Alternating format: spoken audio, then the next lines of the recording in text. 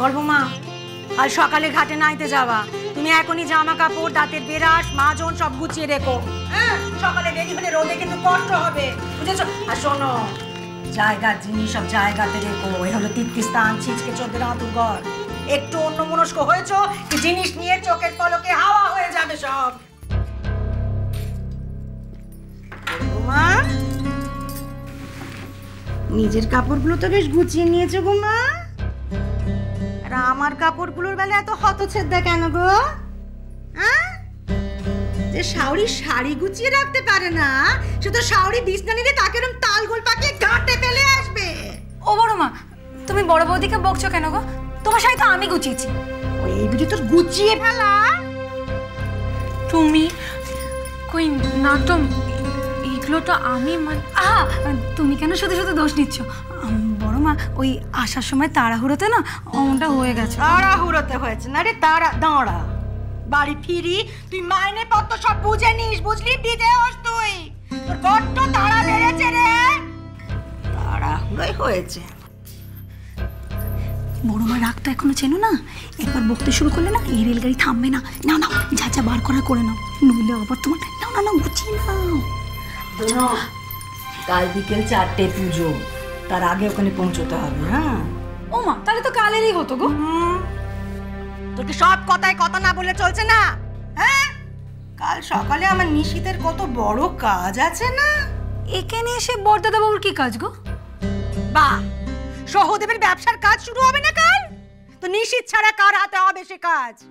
নিশিত যাবে সেখানে, নারকেল তো সেই ফাটাবে, 10 জন আসবে, অতজনের সামনে অত বড় কাজ করবে আমার নিশিত।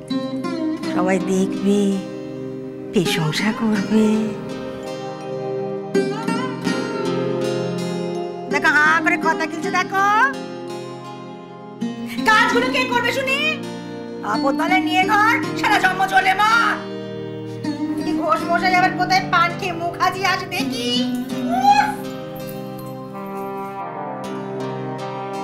জানো, এই সহদেবকে না বড়দাদা বাবু নিজের হাতে করে কাজ শিখিয়ে দাঁড় করিয়েছে।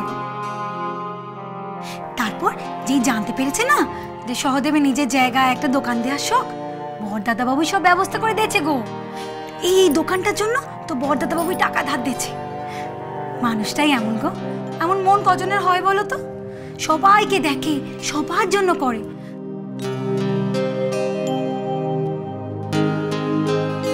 আচ্ছা, ও যদি জানে আমার মনের ইচ্ছেটা কি, তবে কি আমাকেও? কাকুলি, এক গ্লাস জল দেবে?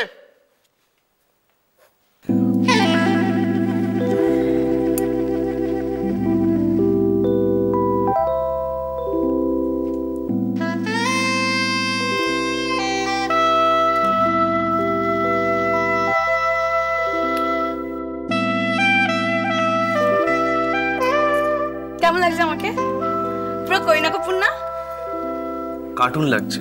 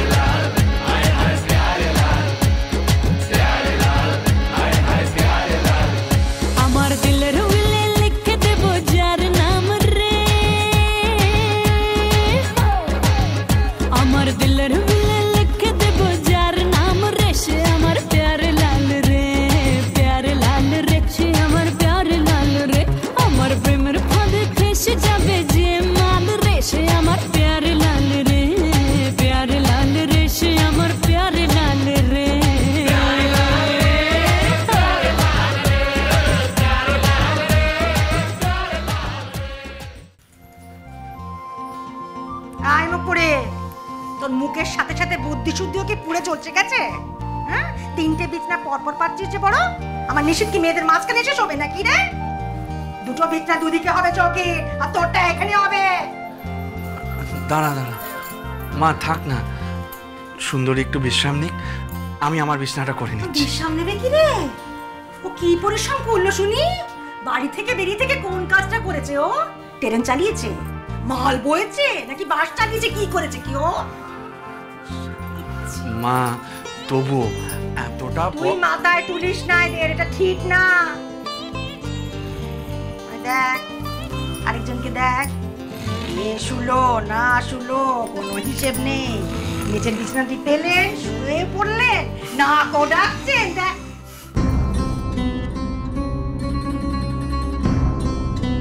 মা, এটা কি রে মা? কি করে হলো এটা?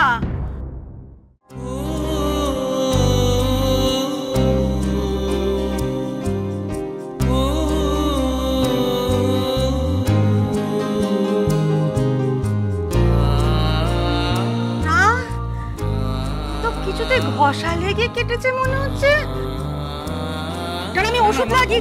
ও মামা কিচ্ছু হয়নি মা, আমি ঠিক আছে। দেখো একটুখানি কেটেছে। দেখ একটু, আমি স্পষ্ট দেখতে পাচ্ছি লাল হয়ে রয়েছে। যারা ওষুধটা লাগিয়ে। মা আচ্ছা, তুমি তোমার রাতের ওষুধটা খেয়েছো?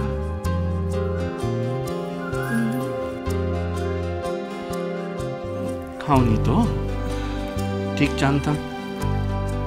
আচ্ছা আচ্ছা, তুমি সবার খেয়াল রাখো আর নিজের বেলায় নিজের খেয়ালটুকু রাখতে পারো না? একদিন ওষুধ না খেলে আমি মরে যাব না।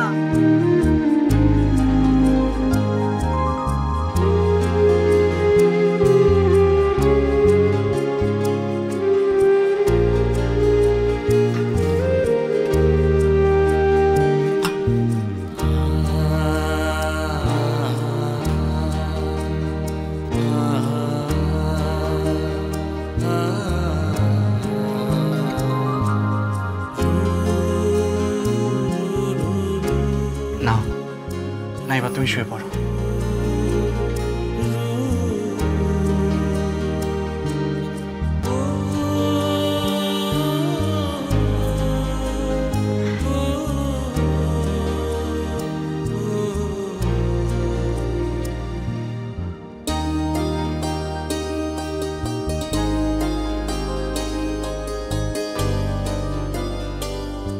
মানুষটাই এমন গো, এমন মন কজনের হয় বলো তো?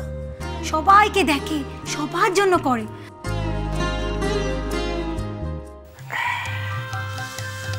আমার আজকে কি মনে হচ্ছে জানো? কি মনে হচ্ছে আমি রূপকথা গল্পের রাজকন্যা, আর তুমি আমার। জানি জানি, আমি তোমার রাজপুত্র। দেখ, রাজপুত্র না, তাহলে তুমি আমার servant. Servant? But servant, sorry. আমার না মাঝে মাঝে মনে হয় আমি যদি বেশ মহারানী হতাম আর আমার 10-12টা দাসীবাদী থাকতো, আমি ফরমাইশ করতাম আর চোখের পলক পড়তে না পড়তে আমার সব কাজ হয়ে যেত। সে কি আমার ইচ্ছে করে না তোমাকে ওইভাবে দেখতে? কিন্তু কি করব বলো, দাসীবাদীদের তো এখনো বহাল করা হয়নি। তুমি একটা কাজ করো, আজকে রাতে রুটিটা না তুমিই বানাও। বুঝেছি, তুমি আমায় একটুও ভালোবাসো না। যাও, আমি তোমার সাথে কথা বলবো না।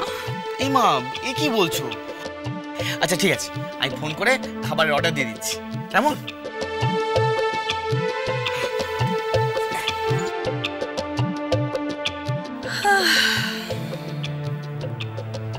মা, আপনার ছেলের এই রূপ যদি আপনি দেখতেন।